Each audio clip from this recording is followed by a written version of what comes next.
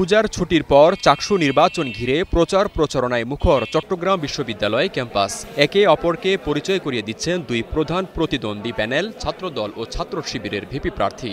দুই প্যানেলের বিভিন্ন পদের প্রার্থীদের এমন হাসিখুশি খুনসুটির চিত্র অনেকটাই নিয়মিত এই ক্যাম্পাসে। নির্বাচন মানেই যেখানে ভোটযুদ্ধ, সেখানে এমন সম্প্রীতির চিত্র ভিন্ন এক বার্তা দিচ্ছে শিক্ষার্থীদের।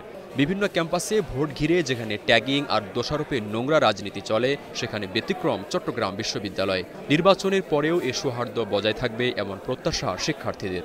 আমাদের সকল প্রার্থীরা যে খুব মিলেমিশে একসাথে কাজ করতেছে, কোনো প্রবলেম হচ্ছে না। যেমন একজন ভোটার হিসেবে চাইবো যে প্রতিযোগিতামূলকভাবে নির্বাচন হোক, সেক্ষেত্রে সকলে মিলেমিশে কাজ করবে। এটা প্রত্যাশা করতেছি যে কোনো সহিংসতামূলক কোনো কিছু না ঘটুক, আমরা সাধারণ শিক্ষার্থীরা যাতে নির্বাচনের একটা উৎসবমুখর পরিবেশ পাই। সমর্থন পেতে সাধারণ শিক্ষার্থীদের কাছে ছুটে যাচ্ছেন প্রার্থীরা। অন্যের প্রতি শ্রদ্ধা ও সম্মান রেখেই সম্প্রীতির চাকসু গড়ে তোলার অঙ্গীকার তাদের। দেশের নাগরিকরা কিংবা ক্যাম্পাসের শিক্ষার্থীরা কিন্তু এই গণতান্ত্রিক চর্চা থেকে অনেকদিন ধরে দূরে ছিল। আমাদের সাথে ছাত্রদলের প্যানেলের সাথে কোনো বিরোধ নেই।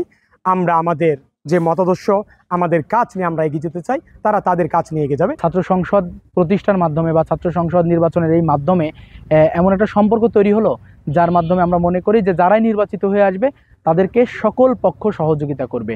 চাকসু নির্বাচনকে ঘিরে অনলাইনে দুই একটি অভিযোগ ছড়িয়ে পড়লেও এখন পর্যন্ত আচরণবিধি লঙ্ঘন বা পাল্টাপাল্টি কোনো অভিযোগ জমা পড়েনি নির্বাচন কমিশনে। উৎসব মুখর ভোট প্রত্যাশা কমিশন প্রধানের।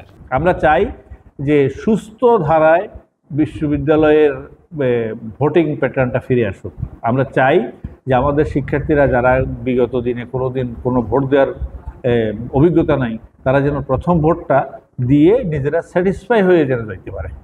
৩ যুগ পর আগামী 15 অক্টোবর অনুষ্ঠিত হতে যাচ্ছে চাকসু নির্বাচন, যাতে 13টি প্যানেল ও স্বতন্ত্র সহ 26 পদে প্রতিদ্বন্দ্বিতা করছেন 415 জন প্রার্থী। নির্বাচনী ভোটার সংখ্যা 27,500। Desk report, star news.